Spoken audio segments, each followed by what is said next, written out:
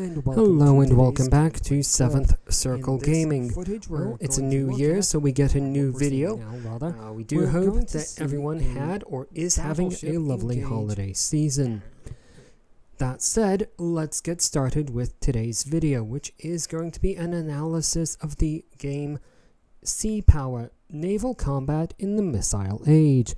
We'll get started in just a minute after the usual full disclosure. Of course, if you'd like to read through all of this, as usual, just pause the video and read at your leisure, or if you'd prefer not to, I'll just let the video run. In the gameplay footage that you're watching on screen now, we aim to showcase what we believe to be the most visually interesting aspects of the game. Now, this scenario was created using the in-game scenario creator, which we will discuss a bit later. We're going to start off by watching a battleship engage a cargo vessel, and then later on we're going to see what happens when an aircraft carrier does the same thing. As we watch this footage, we do suggest paying close attention to the user interface, which again we will talk about a bit later, and the amount of detail on the two vessels that we're seeing, as well as the amount of, or the detail in the animations.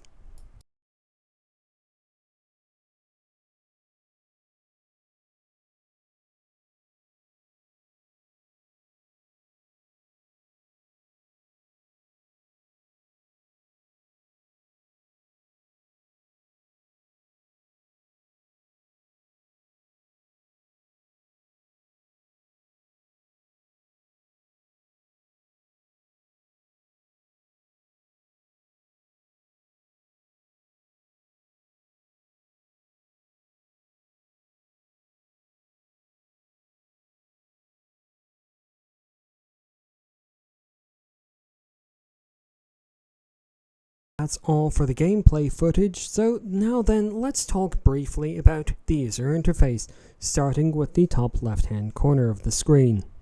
At the top left of the screen we have the formation menu, which can be used to issue commands to the different vessels under the player's control. At the bottom left hand corner of the screen is the mini-map. This serves as both a strategic overview as well as another place from which commands can be issued.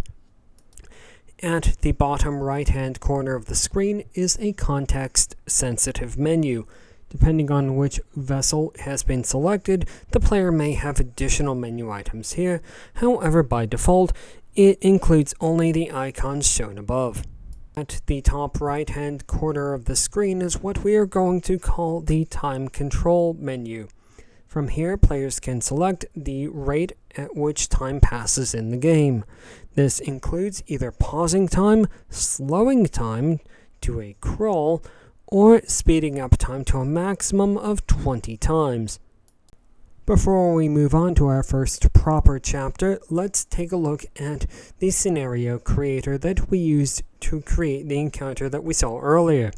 Starting with the top menu bar, from here, players will be able to select the different groups of units that they want to add to the in-game world. After adding a group of units to the in-game world, players can then perform a variety of functions from the menu at the left-hand side of the screen. They may choose to add, remove, or adjust the attributes of those units that they have just added. By selecting the appropriate tab from the menu indicated by the arrow on the screen, players are able to add additional functions to the groups that they have selected, if they choose to do that. That's all of the gameplay footage and screenshots we have to share with you on this particular video. So now then, let's move on to our first proper chapter, which is, as it always is, immersion. Here the game has earned a score of 7.5 out of 15, which is just ever so slightly above average. As the gameplay footage that we illustrated earlier hopefully shows, the game relies on a couple of different areas to create immersion. First of all is presentation. The game utilizes a fairly realistic art style. We couldn't necessarily show what the audio does to the creation of immersion, but it certainly contributes. Lastly, there is player agency, in that the player's decisions do directly affect the outcome of a scenario. For difficulty, the game has earned a score of 2 out of 15, which is very, very low. From all of our evaluation sessions, the game seems to rely on the amount of units that the player has to manage to create difficulty, although this is nowhere explicitly spelled out by the game. On the other hand, the game can be controlled purely by mouse and keyboard, and the key commands that players would expect to find are what the game utilizes. For lasting appeal, the game has earned a score of 4 out of 15, which, while below average, is not by much. Those who wish to read through the rest of these may do so at their leisure, but we are going to move on and discuss the overall score. In its present state, the game has earned an overall score of 4.5 out of 15. In the positives column, the game does have integrated mod support from trusted sources. Second, the game has an integrated scenario creator. The game is listed as in early access, so we do expect the available features to change as the game matures. And now then, onto a couple of highly subjective statements, so we do hope that you have a handful of salt ready. Sea Power is a very attractive game to watch. Watching the Iowa-class battleships firing off their 16-inch guns, watching aircraft land on an aircraft carrier, or even watching them launch from an aircraft carrier is a visual spectacle. The scenario creator is very easy to work with. It doesn't have all of the advanced features that some players may expect, but for those that are not very into coding, it is absolutely fantastic to work with.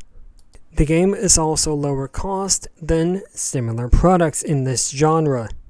Despite all of the visual appeal that we showed off earlier in our gameplay footage and the absolutely fantastic, easy to work with scenario creator that we showed off earlier, unfortunately the game is likely to only have niche appeal, appealing primarily to those players that are able to, rather boringly I'm sure, describe the difference between a Mark 82 and a GBU 27.